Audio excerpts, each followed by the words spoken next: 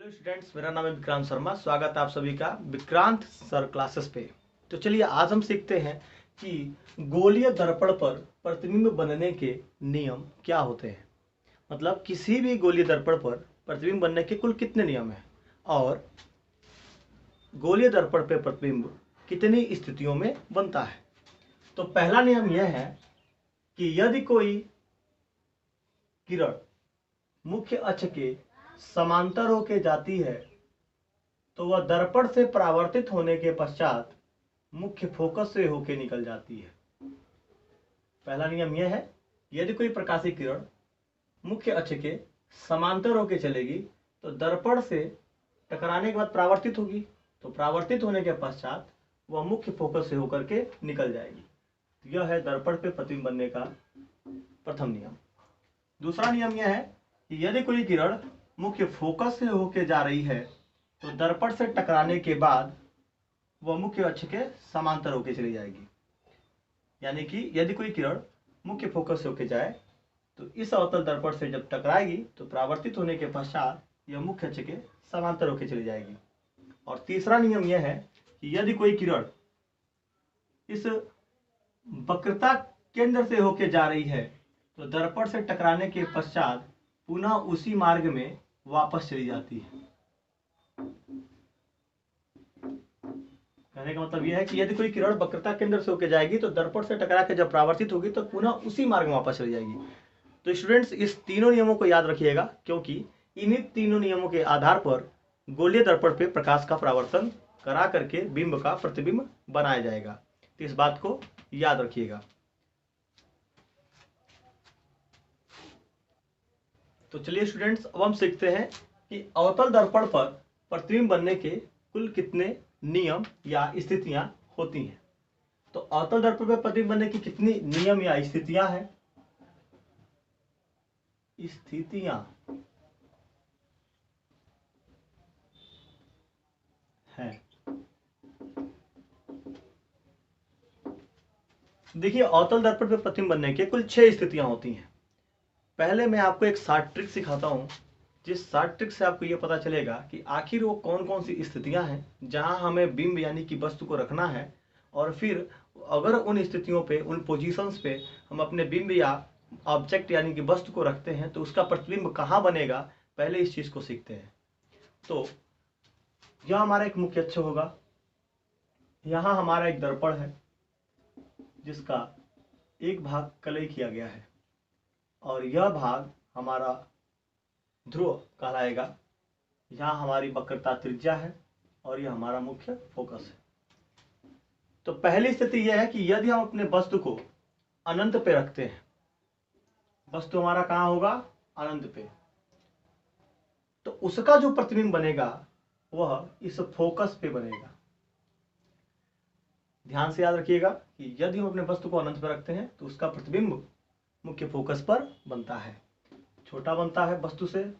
और जितने भी प्रतिबिंब इस लाइन के यानी मुख्य अक्ष के नीचे बनेंगे वो सभी के सभी उल्टा होंगे और सभी के सभी वास्तविक होंगे। ये बात एकदम याद रखिएगा कि कोई भी प्रतिबिंब अगर उल्टा बनता है तो वो वास्तविक होता है। तो वैसे भी यहाँ पर अगर अनंत पे कोई वस्तु है तो उसका प्रतिबिंब इस मुख्य फोकस पे बन रहा है, इसका मतलब ये क्या होगा, वास्तविक प्रतिबिंब होगा और उल्टा प्रतिबिंब बनेगा और वस्तु से छोटा बनेगा। अब अगला स्टेप हम क्या होगा, अगला स्टेप ये होगा कि यदि हम अपने वस्तु को इस वक्रता केंद्र और इस अनंत के बीच रख दें तो क्या होगा। ये दो स्थितियां हो गई। पहली स्थिति अनंत पे रखें, दूसरी स्थिति क्या है कि हमने अपने वस्तु को वक्रता केंद्र और अनंत के बीच में रखा, तो जो प्रतिबिंब है वह एक कदम पहले आ जाएगा। मतलब यह है कि हम अनंत पे रखते हैं तो मुख्य फोकस पे बनता है, तो अगर हम अनंत और वक्रता केंद्र के बीच में रखेंगे तो प्रतिबिंब हमारा इस वक्रता केंद्र और अनंत के वक्रता केंद्र और मुख्य फोकस के बीच में बनेगा। देखिए फोकस पे बने प्रतिबिंब से तो बड़ा होगा, लेकिन जो वस्तु जहां रखा गया है वास्तविकता में यानी कि अनंत और वक्रता केंद्र के बीच में, उससे छोटा बनेगा, उल्टा बनेगा तो वास्तविक भी होगा। तीसरी स्थिति यह है कि यदि हम अपने वस्तु को इस वक्रता केंद्र पर ही रख दें तो क्या होगा। तो ध्यान दीजिएगा स्टूडेंट्स, अगर हम अपने वस्तु को इस वक्रता केंद्र पर ही रख देंगे तो जो हमारा प्रतिबिंब है वह इस वक्रता केंद्र पर ही बन जाएगा और बिल्कुल वस्तु के बराबर बनेगा।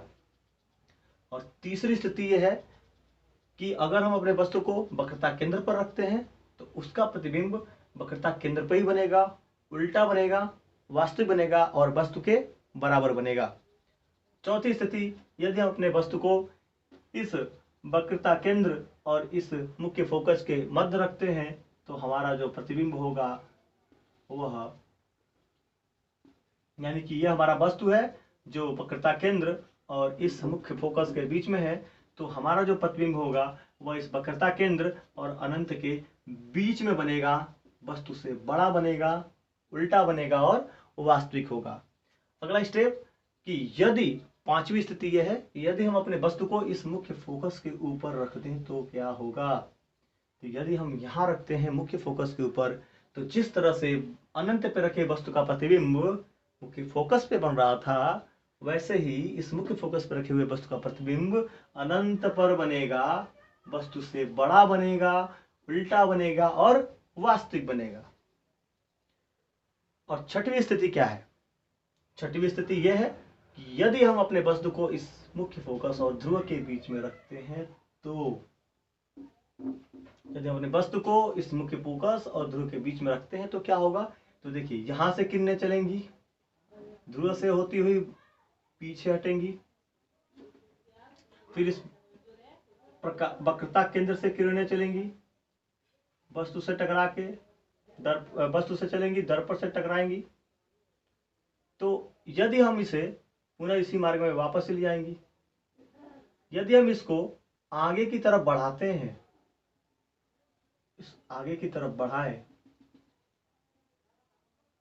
तो वस्तु का जो प्रतिबिंब है वह बिल्कुल दर्पण के पीछे बनेगा, वस्तु से बड़ा बनेगा, सीधा बनेगा और आभासी बनेगा। तो फ्रेंड्स, ये थे अवतल दर्पण पर प्रतिबिंब बनने के 6 स्थितियां। हर स्थितियों पर आपको बताया गया कि प्रतिबिंब बनने की क्या स्थितियां हैं, कहाँ बनेंगे। एक बार और ध्यान दीजिए कि अनंत पर रखेंगे मुख्य फोकस, एक कदम आगे आके अनंत और वक्रता केंद्र के बीच में रखेंगे तो प्रतिबिंब एक कदम पीछे आएगा, वक्रता केंद्र और फोकस के मध्य। यदि आप वक्रता केंद्र पर रखेंगे तो प्रतिबिंब वक्रता केंद्र पर, वस्तु को अगर इन दोनों के बीच यानी वक्रता केंद्र और फोकस के बीच रखेंगे तो प्रतिबिंब अनंत और वक्रता केंद्र के मध्य। अगर आप फोकस पर रखते हैं तो अनंत पर। साइज बढ़ती जाएगी, जैसे जैसे आप प्रतिबिंब को, जैसे जैसे आप वस्तु को आगे लाएंगे, वस्तु की साइज बढ़ती जाएगी और सबसे बड़ी साइज होगी तब जब आप उसको रखेंगे मुख्य फोकस और ध्रुव के मध्य। तो इस बात को याद रखिएगा, आप स्नैपशॉट ले सकते हैं। तो आइए स्टूडेंट्स, हम देखते हैं कि अवतल दर्पण पर प्रतिबिंब बनने की जो स्थितियां हैं उनका आरेख कैसा होता है। पहली स्थिति यह है कि अनंत पर वस्तु है, यानी कि अगर वस्तु अनंत पर है तो जब वस्तु को अनंत पर रखते हैं तो उसका प्रतिबिंब मुख्य फोकस पर बनता है और वस्तु से छोटा, उल्टा तथा वास्तविक बनता है। देखिए, यह वस्तु हमारा ए बी है, अनंत पे रखा हुआ है। समांतर चलने वाली किरणें मुख्य फोकस होकर जाएंगी, मुख्य फोकस होकर चलने वाली किरणें समांतर होकर निकलेंगी। तो पहला बिंदु जहां ये एक दूसरे को काटते हैं, पहली बार देखो, काट यहाँ भी रहे हैं, काट यहाँ भी रहे हैं, तो जो प्रथम बिंदु जहां पे काटती हैं किरणें, उसी बिंदु पर प्रतिबिंब बनता है। तो यह प्रतिबिंब मुख्य फोकस पे बन रहा है। दूसरी स्थिति यह है कि जब हम वस्तु को अनंत और वक्रता केंद्र के मध्य रखेंगे तो क्या होगा। तो यदि हम वस्तु को अनंत और सी के मध्य, यानी कि जब हम वस्तु को अनंत और सी के मध्य रखेंगे, यानी कि जब वस्तु को अनंत तथा वक्रता केंद्र के बीच रखते हैं तो वस्तु का प्रतिबिंब मुख्य फोकस तथा वक्रता केंद्र के बीच बनता है और वस्तु से छोटा, उल्टा तथा वास्तविक बनता है। देखिए, ये किरण है जो मुख्य अक्ष के समांतर चल रही है, मुख्य फोकस से होकर निकल गई। यहां भी किरणें दिखाने जरूरी है। मुख्य फोकस से होकर मुख्य अक्ष के समांतर चलती हुई किरण दर्पण से परावर्तित होने के बाद मुख्य फोकस होकर जा रही है और जो किरण प्रकाशिक केंद्र यानी कि वक्रता केंद्र से होकर निकल रही है वह किरण पुनः उसी मार्ग में वापस लौट रही है। तो पहली बार इनका जो प्रतिच्छेदन हो रहा है, यानी पहली बार ये दो किरणें जहां काट रही हैं इस बिंदु पर, ये ए बी जो वस्तु है इसका प्रतिबिंब उल्टा वस्तु से छोटा और वास्तविक बन रहा है ए डैश बी डैश के रूप में। तो आप इसका स्नैपशॉट ले सकते हैं। तो स्टूडेंट्स अब हम सीखते हैं वो तीसरी और चौथी स्थिति क्या है अवतल दर्पण पे प्रतिबिंब बनने की। जैसा हम जानते हैं तीसरी स्थिति क्या होगी कि पहली स्थिति थी कि अनंत में रखें, दूसरी स्थिति क्या था कि अनंत और वक्रता केंद्र के मध्य रखें। तो तीसरी स्थिति होगी कि यदि हम वस्तु को वक्रता केंद्र पर ही रखते हैं तो ध्यान से देखिएगा, यहां से कोई किरण अगर मुख्य अक्ष के समांतर होकर जाएगी तो आप जानते हैं पहला नियम यही है कि मुख्य अक्ष के समांतर होकर जाने वाली किरण है इस फोकस से होती हुई निकल जाएंगी। यानी वो किरण इस फोकस से होता हुआ जाएगा तो ये किरण ऐसे निकल जाएगी। और दूसरी बार इसको आगे तक बढ़ाएंगे, यदि कोई किरण अब इस प्रकाशिक केंद्र से होके जाएगी तो, क्योंकि प्रकाशिक केंद्र तो वस्तु रखी हुई है, प्रकाशिक केंद्र से होके जाएगी नहीं तो इस फोकस से होके ही भेजेंगे। यदि किसी किरण को इस फोकस से होके भेजेंगे तो दर्पण से परावर्तित होने के बाद मुख्य अक्ष के समांतर हो जाएगी। जब ये समांतर होके जाएगी तो फिर जाके जहां पे टकराएगी वही बिंदु क्या होगा, वस्तु बनेगा। तो वह टकराने का बिंदु यहाँ होगा। यानी वस्तु अगर ए बी है, ये प्रतिबिंब ए डैश बी डैश होगा। तो देखा आपने वस्तु के बिल्कुल बराबर बन रहा है, यानी कि ये तो समांतर जा रही है, नीचे से टकरा के भी समांतर होके जा रही है। तो जब दोनों लाइन समांतर है तो जाहिर सी बात है कि ये दोनों आपस में बराबर हो जाएंगे, वस्तु और प्रतिबिंब। तो यहाँ पर क्या होगा कि ए बी अगर वस्तु को हम सी पे ही रख दें, वक्रता केंद्र पर रखते हैं, तो उसका जो प्रतिबिंब होगा वह वक्रता केंद्र पर ही बन जाएगा, वस्तु के बराबर होगा। जैसा आप सेंटेंस देख सकते हैं कि जब वस्तु वक्रता केंद्र पर रखी हो तो उसका प्रतिबिंब वक्रता केंद्र पर वस्तु के बराबर उल्टा तथा वास्तविक बनता है। चलिए चौथी स्थिति के बारे में जानते हैं कि चौथी स्थिति क्या होगी। तो चौथी स्थिति यह है कि जब वस्तु सी तथा एफ के मध्य हो, जी हाँ, सी और एफ के मध्य अगर हम रख देंगे तो क्या होगा।